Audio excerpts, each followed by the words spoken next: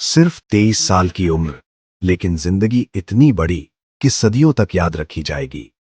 ये कहानी है उस नौजवान की जिसने हंसते हंसते फांसी के फंदे को चूम लिया। नाम था भगत सिंह।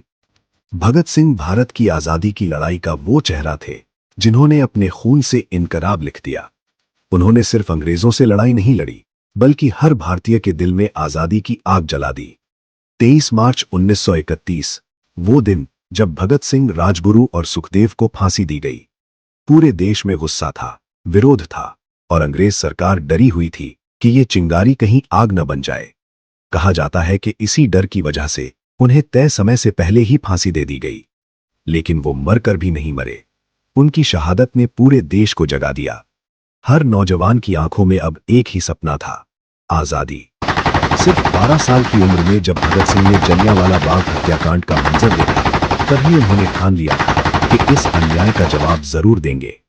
और फिर वो दिन भी आया जब असेंबली में गूंजे एक बम की आवाज ने अंग्रेजी हुकूमत को हिलाकर रख दिया। जेल में भी उनका जुनून कम नहीं हुआ, बल्कि और बढ़ता गया। लंबी भूख हड़ताल के जरिए उन्होंने कैदियों के हक के लिए आवाज उठाई और अंग्रेजों को झुकने पर मजबूर कर दिया। तो आखिर कौन थे भगत सिंह? क्यों इतनी कम उम्र में उन्हें फांसी दी गई? और क्या था वो जज्बा जिसने उन्हें अमर बना दिया? आइए जानते हैं एक क्रांतिकारी की पूरी कहानी।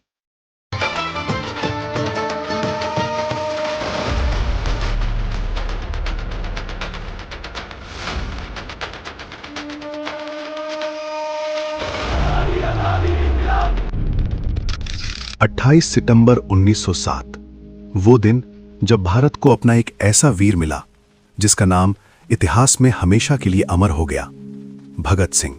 उनका जन्म पंजाब के बंगा गांव में हुआ था, जो उस समय ब्रिटिश भारत के लायलपुर जिले में था और आज पाकिस्तान में स्थित है। भगत सिंह एक ऐसे सिख परिवार में जन्मे थे जहां आजादी सिर्फ एक सपना नहीं, बल्कि एक मिशन थी। उनके पिता किशन सिंह और चाचा अजीत सिंह अंग्रेजों के खिलाफ आंदोलनों में सक्रिय थे। यहां तक कि भगत सिंह के जन्म के समय उनके पिता जेल में थे और कुछ ही दिनों बाद रिहा हुए। घर का यही माहौल भगत सिंह के अंदर बचपन से ही क्रांति की चिंगारी जला चुका था। कहते हैं, एक बार उनके पिता खेत में बीज बो रहे थे तो छोटे से भगत ने पूछा, पिताजी, हम खेत में बंदूकें क्यों नहीं बोते ताकि अंग्रेजों से लड़ सकें? इतनी छोटी उम्र में ये सोच साफ दिखा रही थी कि ये बच्चा कुछ अलग करने के लिए पैदा हुआ है। बचपन में भी उनके खेल साधारण नहीं थे। वो अपने दोस्तों को दो हिस्सों में बांटते, एक भारतीय और दूसरा अंग्रेज, और फिर उनके बीच युद्ध करवाते। पढ़ाई में तेज, सोच में तेज और देशभक्ति में सबसे आगे, भगत सिंह शुरू से ही इंडियन नेशनल मूवमेंट का हिस्सा बनना चाहते थे। उन्होंने लाहौर के सरकारी स्कूल में पढ़ने से मना कर दिया क्योंकि वो किसी भी तरह से अंग्रेजी हुकूमत का समर्थन नहीं करना चाहते थे, और फिर दाखिला लिया दयानंद एंग्लो वैदिक स्कूल में। लेकिन उनके जीवन का सबसे बड़ा मोड़ अभी आना बाकी था। 13 अप्रैल 1919, जलियांवाला बाग, एक ऐसा दिन जिसने एक बच्चे को हमेशा के लिए क्रांतिकारी बना दिया। अंग्रेजों ने जलियांवाला बाग के मुख्य दरवाजे को बंद करवा दिया और बिना किसी चेतावनी के निर्दोष लोगों पर गोलियां बरसानी शुरू कर दी। चारों तरफ चीख पुकार, भागने का कोई रास्ता नहीं। लोग अपनी जान बचाने के लिए इधर उधर भागे, लेकिन हर तरफ सिर्फ गोलियां ही थीं। वहीं बाग के अंदर मौजूद एक कुएं में कई लोगों ने गोलियों से बचने के लिए छलांग लगा दी, लेकिन वो भी उन्हें मौत से नहीं बचा सका। सरकारी आंकड़ों के अनुसार इस नरसंहार में 379 लोग मारे गए और 1000 से ज्यादा लोग गंभीर रूप से घायल हुए। इस घटना ने पूरे देश को हिलाकर रख दिया। जब यह खबर 12 साल के भगत सिंह तक पहुंची तो वो खुद को रोक नहीं पाए। वो बिना बताए सीधे जलियांवाला बाग पहुंच गए, मीलों पैदल चलकर। वहां पहुंचकर उन्होंने खून से सनी मिट्टी को एक बोतल में भरा और अपने दिल में एक कसम ले ली, इस खून का बदला जरूर लिया जाएगा। यही वो पल था जब एक मासूम बच्चा एक क्रांतिकारी में बदल गया। समय बीतता गया और देश में अंग्रेजों के खिलाफ गुस्सा बढ़ता गया। 1 अगस्त 1920 महात्मा गांधी ने असहयोग आंदोलन की शुरुआत की। इस आंदोलन का मकसद साफ था, अंग्रेजों के हर सिस्टम का बहिष्कार। विदेशी कपड़े जलाए जाने लगे, सरकारी स्कूलों और दफ्तरों का बहिष्कार होने लगा और पूरे देश में स्वराज की मांग तेज हो गई। भगत सिंह भी इस आंदोलन से गहराई से प्रभावित हुए। उन्होंने न सिर्फ खुद इसमें हिस्सा लिया बल्कि अपने दोस्तों को भी इसमें शामिल होने के लिए प्रेरित किया। उन्हें लगने लगा था कि अब आज़ादी दूर नहीं, लेकिन इतिहास का एक और मोड़ उनका इंतजार कर रहा था, जो उनकी सोच को हमेशा के लिए बदलने वाला था। नॉन कोऑपरेशन मूवमेंट के दौरान एक भीड़ नारे लगाती हुई एक पुलिस स्टेशन के पास पहुंच जाती है, जहां पुलिस वाले भारतीयों को नारेबाजी न करने के लिए धमकाते हैं, लेकिन जब भीड़ नहीं रुकती तो पुलिस गोलियां चलाने लगती है। निर्दोष लोग एक एक कर गिरने लगते हैं। अपने ही लोगों को मरते देख भीड़ का गुस्सा फट पड़ता है। अब ये विरोध नहीं, एक उफनता हुआ बदला बन चुका था। डरे हुए पुलिसकर्मी थाने के अंदर छिप जाते हैं, लेकिन भीड़ अब रुकने वाली नहीं थी। कुछ ही देर में पूरा थाना आग की लपटों में घिर जाता है।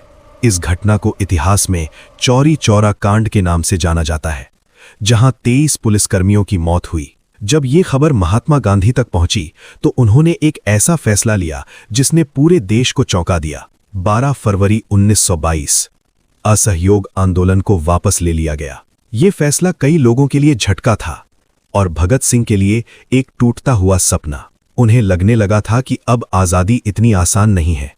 यहीं से उनके अंदर एक नई सोच जन्म लेती है, कुछ बड़ा करना होगा, खुद अपने दम पर।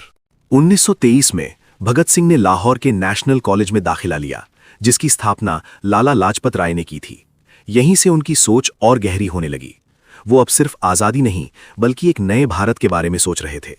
उन्होंने समाजवाद यानी सोशलिज्म को समझना शुरू किया, दुनिया भर की क्रांतियों के बारे में पढ़ा और अपनी एक अलग विचारधारा बनाई।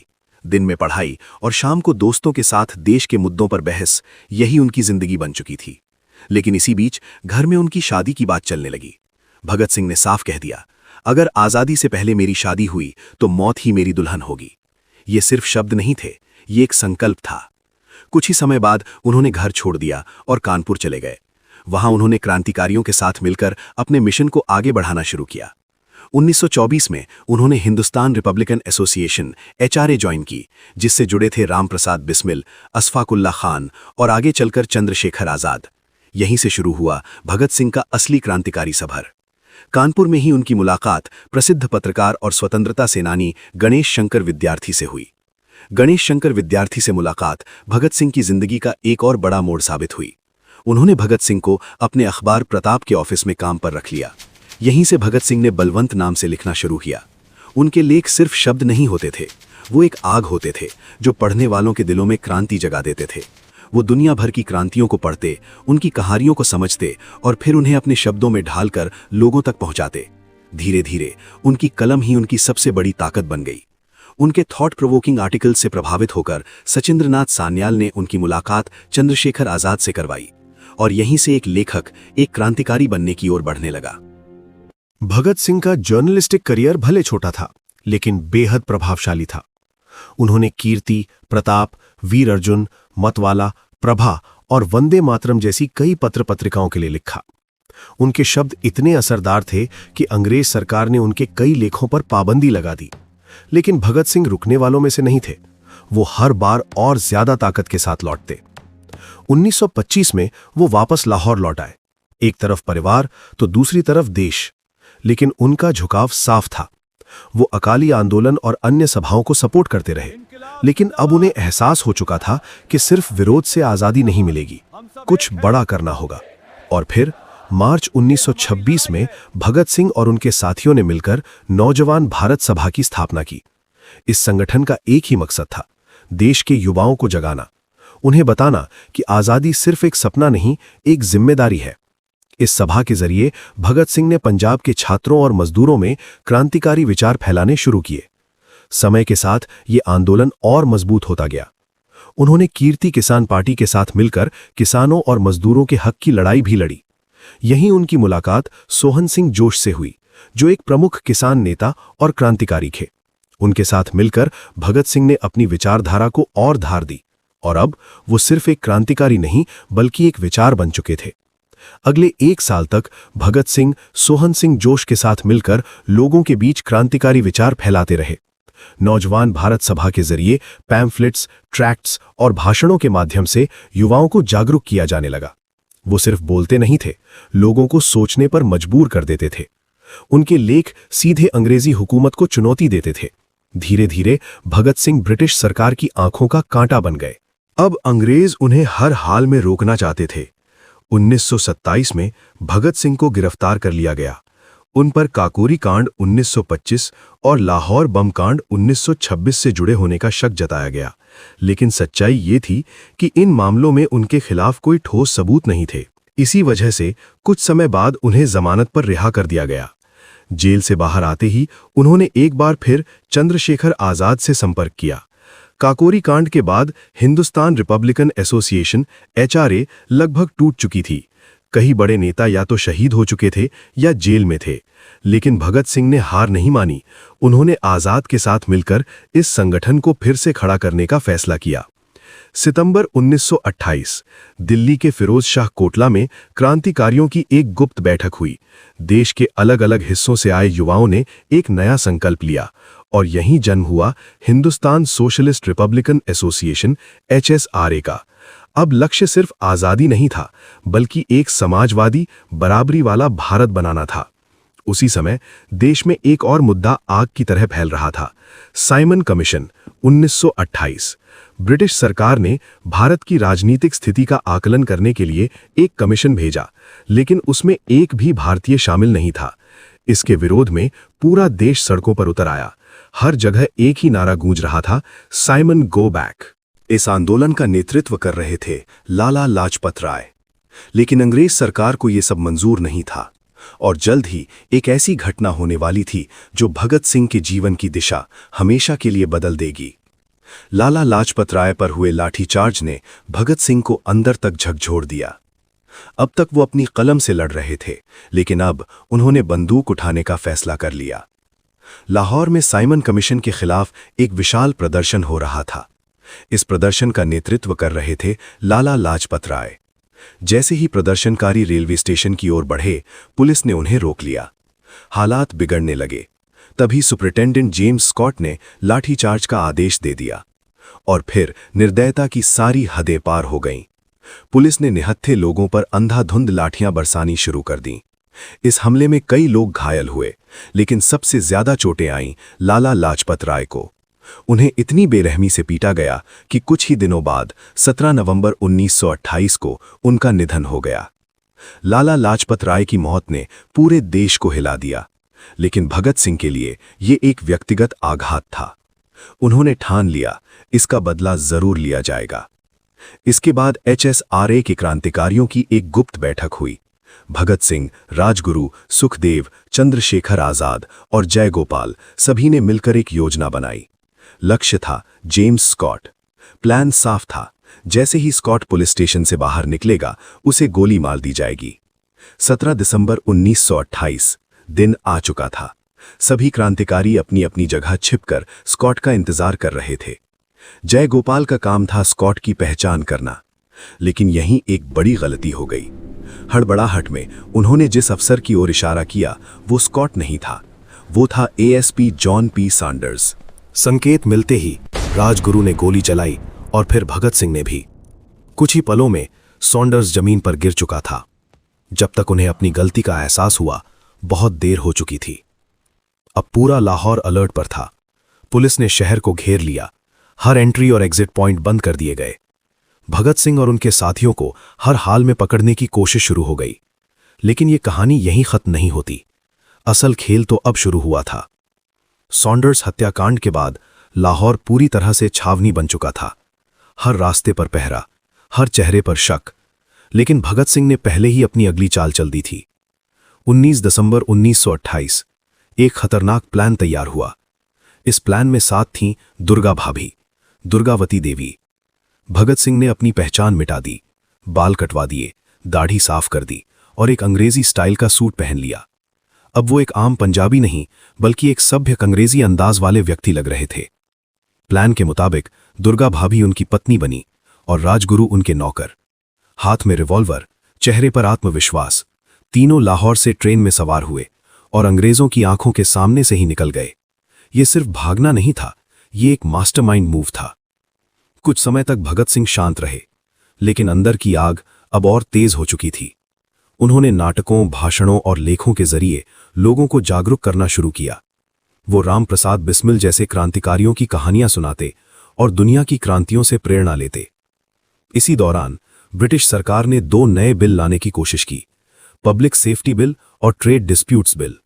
इनका मकसद था आवाज उठाने वालों को दबाना, बिना वजह गिरफ्तारी, मजदूरों की हड़ताल पर रोक। हालांकि असेंबली ने इन बिलों को खारिज कर दिया, लेकिन वायसराय ने अपनी विशेष शक्तियों से इन्हें लागू करने का रास्ता ढूंढ लिया।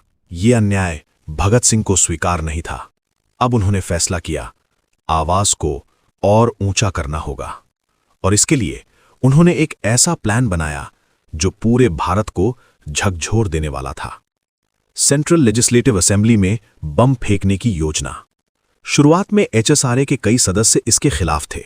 उन्हें डर था कि भगत सिंह की जान खतरे में पड़ जाएगी, लेकिन भगत सिंह का जवाब साफ था, इनकलाब की आवाज बुलंद करनी है, और अगर इसके लिए जान भी देनी पड़े तो वो भी मंजूर है।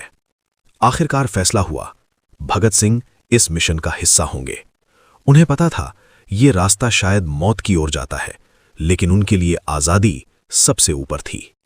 और फिर वो दिन आ गया जब भगत सिंह और बटुकेश्वर दत्त दिल्ली की असेंबली में इतिहास रचने के लिए तैयार खड़े थे।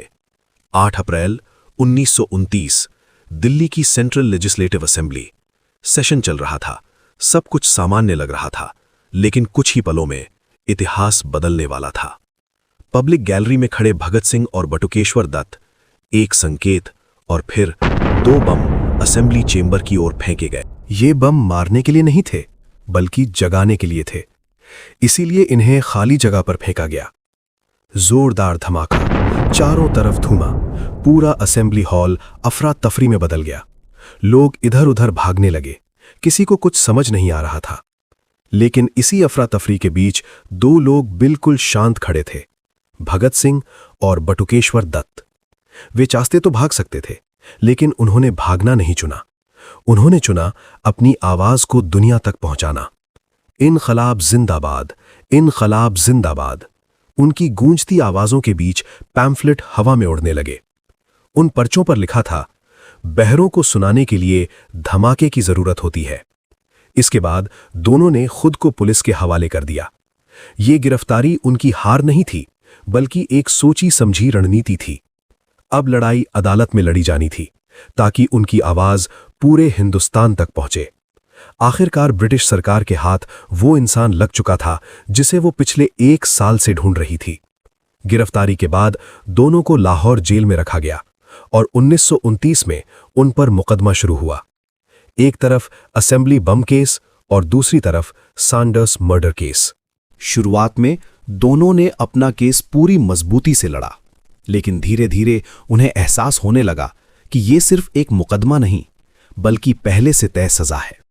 भगत सिंह ने अदालत में अपना पक्ष खुद रखा। उन्होंने साफ कहा, क्रांति का मतलब अंधी हिंसा नहीं है, बल्कि अन्याय के खिलाफ आवाज उठाना है। लेकिन अंग्रेज सरकार किसी भी हालत में उन्हें बख्शने वाली नहीं थी।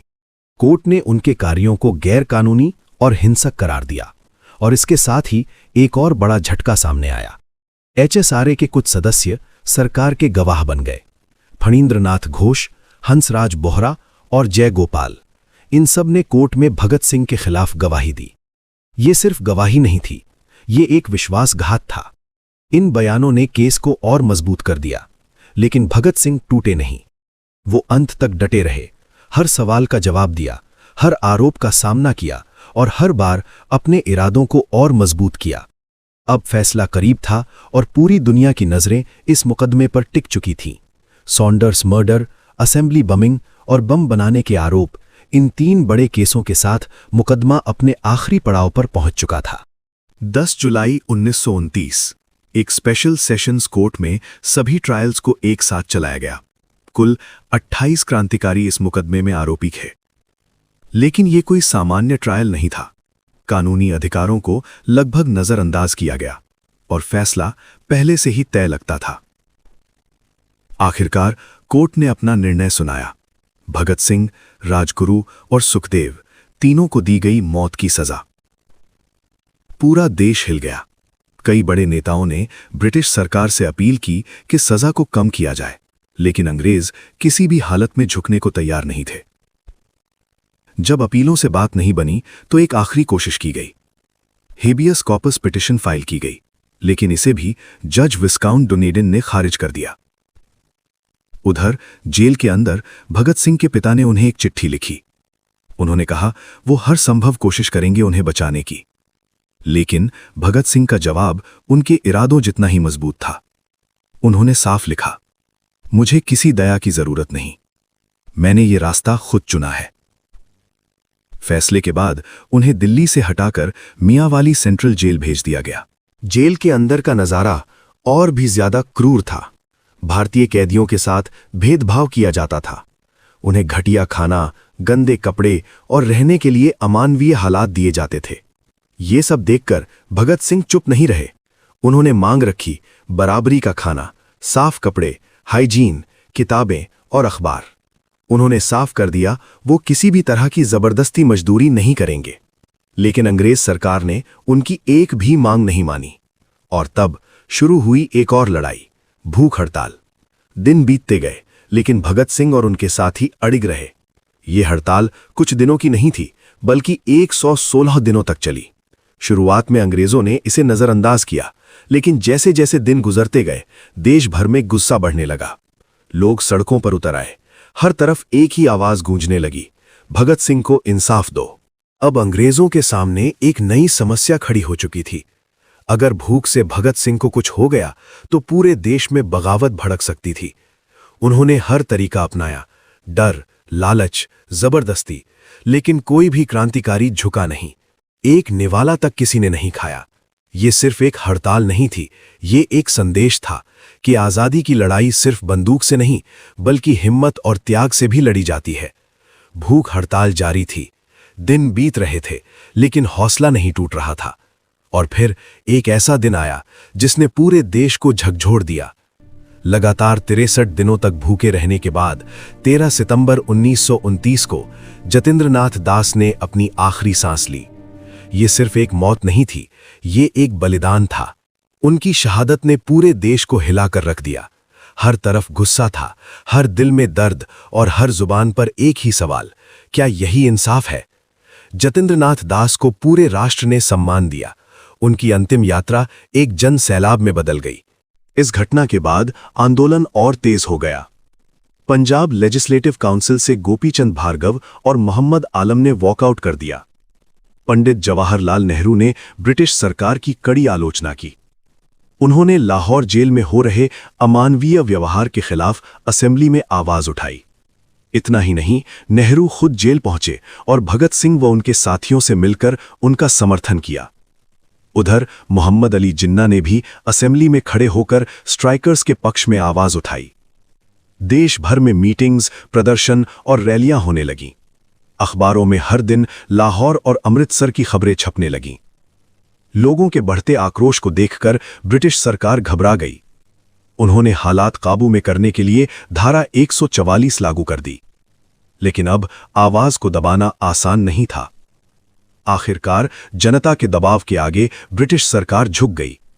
भगत सिंह व उनके साथियों की मांगें मान ली गईं और 116 दिनों बाद भूख हड़ताल समाप्त हुई। ये जीत सिर्फ जेल के अंदर नहीं थी, ये पूरे देश की जीत थी। इसके बाद भगत सिंह अपने आखिरी दिनों में एक अलग ही शांति में दिखने लगे।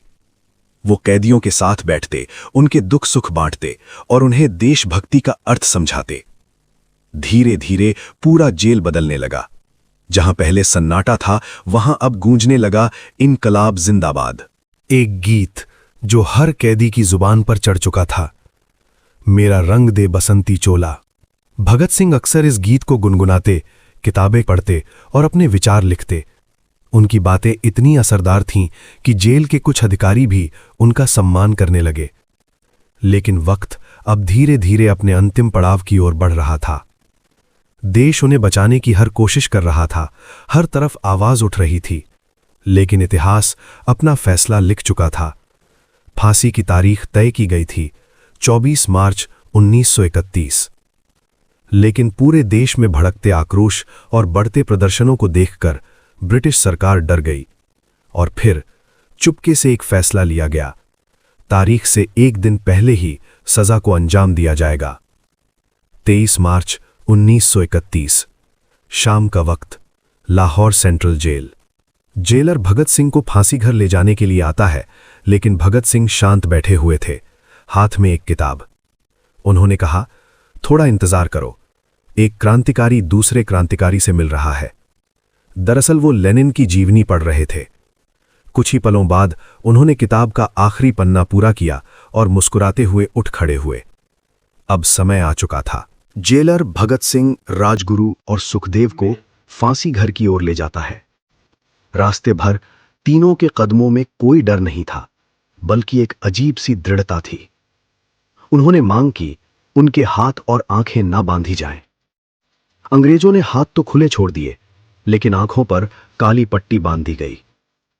शाम 7:30 तीनों क्रांतिकारी फांसी के फंदे के सामने खड़े थे और फिर उन्होंने फंदे को चूमा और जोर से नारा लगाया, इनकलाब जिंदाबाद। अगले ही पल तीनों अमर हो गए। यह सिर्फ 3 लोगों की मौत नहीं थी, यह एक विचार की जीत थी। उनके बलिदान ने पूरे देश के युवाओं को जगा दिया। हर दिल में आजादी की आग भड़क उठी और हर नौजवान इस लड़ाई का हिस्सा बन गया। भगत सिंह, राजगुरु और सुखदेव सिर्फ नाम नहीं है, ये एक सोच है, एक जज्बा है, एक प्रेरणा है जो आज भी हर भारतीय के दिल में जिंदा है। आज भी हर साल 23 मार्च को पूरा देश शहीद दिवस मनाता है और इन वीरों को नमन करता है, क्योंकि कुछ लोग मरकर भी नहीं मरते, वो इतिहास बन जाते हैं। इनकलाब जिंदाबाद।